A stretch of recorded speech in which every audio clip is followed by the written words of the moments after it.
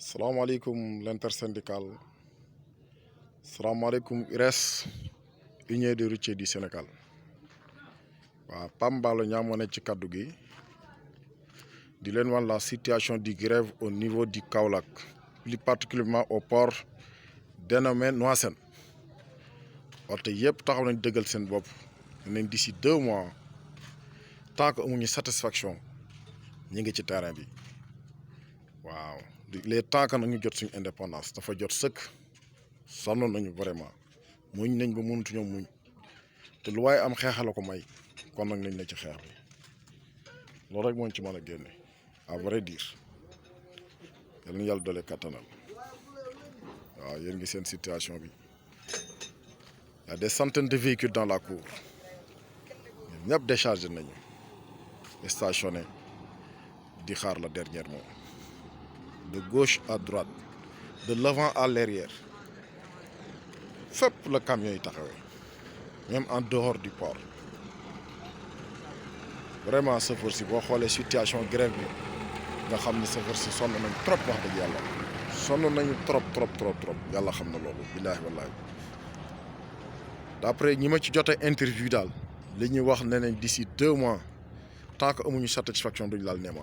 Majeure partie ci chauffeur sax rejoindre nañu seen lieu d'habitat. La majeure partie rejoindre nañ seen lieu d'habitat.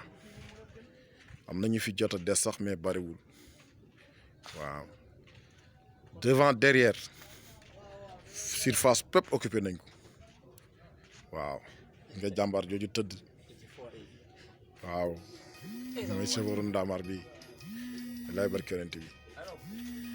vraiment man sama xol dafa sedd quoi. grève poids lourd bu mel nii man wax dëgg fa yàlla ba ma nekkee ci camion bi nga ni musuma cee teg sama bët yàlla rek a tax may wax. jarama l'intersyndical. on vous remercie de tout cœur. suñu xol sedd na trop ci yéen. gis nga oto yi ni ñu gaaree. avant arrière. de gauche à droite. ils sont tous stationnés. gis nga gobi yi foofu. waaw gobi yi siyaar naa leen. jaajëf waay jaajëf sama xol seet na ci yéen kontaan naa de. vous les voyez ba au fond du port gaare nañ ci biti oto yëpp a ngi taxaw. gars yi nouvel ordre rek. waa Goya waaw ñoo ko gisandoo de gars yi laa bëgg a wan situation port bi rek. waaw wax dëgg yàlla dégg nga ko gars yi ñoo sonn fi mu ne nii wallahi al asim billaay dara ndeysaan billaay ndeysaan merci waay frère sama xol seet na ci yéen jusqu'à nouvel ordre rek. waaw amul ci àdduna kenn mësu koo dégg. waaw kon ñoo ko déggandoo daal. waaw yéen syndicalistes yi daal nga xam ne bu ñu wootee yéenay wuy ji kon daal dégg ngeen waxi chauffeur si wallahi la sim mu jeex tak wallahi la sim wallahi kon ñoo ko déggandoo. Voilà la situation du port de Kaolack, dénommé plus particulièrement Noassène. kon nag yàlla na yàlla defal dégg ak topp.